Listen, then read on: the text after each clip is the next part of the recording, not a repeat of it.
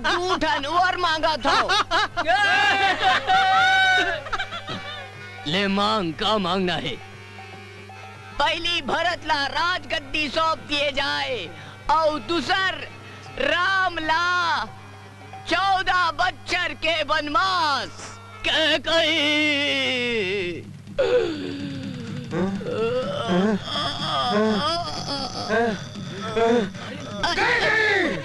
आपने मोर बाबा का दिल दुखास, आप तो तोर मुड़ी ला काट के मैं कुटका कुटका करके फेंक दूं।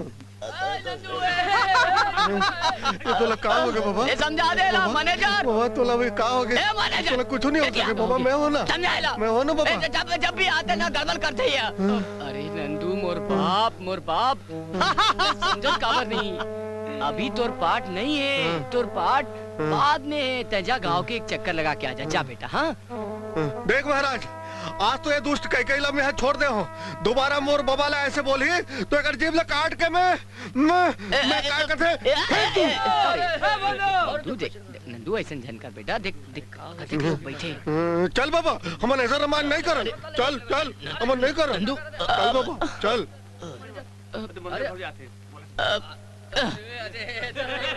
अब कहूँ नंदू रामायण में रही ना तो मैं रामायण में काम नहीं कर रहा हूँ।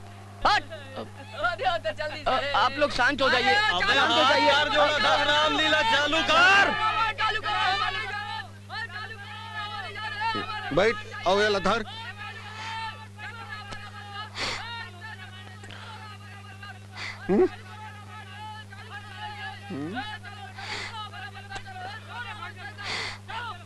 नंदू ते हमेशा रामलीला में गड़बड़ी करथस।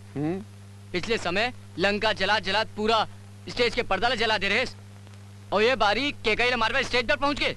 तो हमला हनुमान के रोल काबर देता तो का तोला सीता के रोल देवा? एमे कौन से बड़े बात है, हम कर सकथन। तेरे मोर बाप मोर बाबा के अपमान मैं बर्दाश्त नहीं कर सकूं। और ये टकला ला समझा दे, अगर दोबारा ऐसे करही तो एक मुड़ी ला फोड़ दूं। ए बाबा चल जाबो अमन। आओ सुन, ये मुकुट ला धर और काली जो है ना ये पूछे ला छोड़ दूं मैं। चल बाबा।